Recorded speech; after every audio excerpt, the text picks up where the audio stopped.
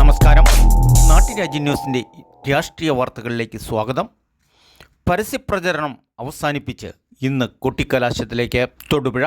ഒരു മാസത്തിലേറെ സാക്ഷ്യം വഹിച്ചുകൊണ്ട് ഒരു നീണ്ട പ്രചരണങ്ങൾക്ക് ശേഷം ഇന്ന് കൊട്ടിക്കലാശം. ഇടുക്കി ലോക്സഭാ മണ്ഡലത്തിൽ 3 മുന്നണികളും കൊടുങ്കാറ്റായിട്ട് രാഷ്ട്രീയ പ്രചരണങ്ങൾ കൊണ്ട് വീടുകളും ഗ്രാമങ്ങളും കയറിക്കഴിഞ്ഞു. തിരഞ്ഞെടുപ്പ് കമ്മീഷൻ ചട്ട നിയമപ്രകാരം പരസ്യപ്രചരണങ്ങൾക്ക് ഇന്ന് വൈകിട്ട് കൃത്യം 6 മണിക്ക് തിരശ്ശീല വീഴും. തിരഞ്ഞെടുപ്പ് ചട്ട നിയമങ്ങൾ ഇതിനുശേഷം പാലിക്കപ്പെടുന്നുണ്ടോ എന്ന് കൃത്യമായ നിരീക്ഷണത്തിലാണ് തിരഞ്ഞെടുപ്പ് കമ്മീഷൻ. വോട്ടെടുപ്പ് പൂർത്തിയാകുന്നതുവരെ 48 മണിക്കൂറും ഡ്രൈ ഡേ പ്രഖ്യാപിച്ചിരിക്കുകയാണ്.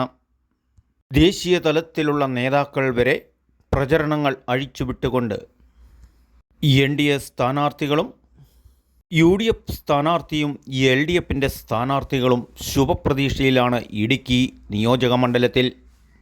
നാട്ടുരാജ്യ ന്യൂസിനു വേണ്ടി ക്യാമറയാൻ റിപ്പോർട്ടിംഗ് തൊടുപുഴയിൽ നിന്നും KK വിജയൻ.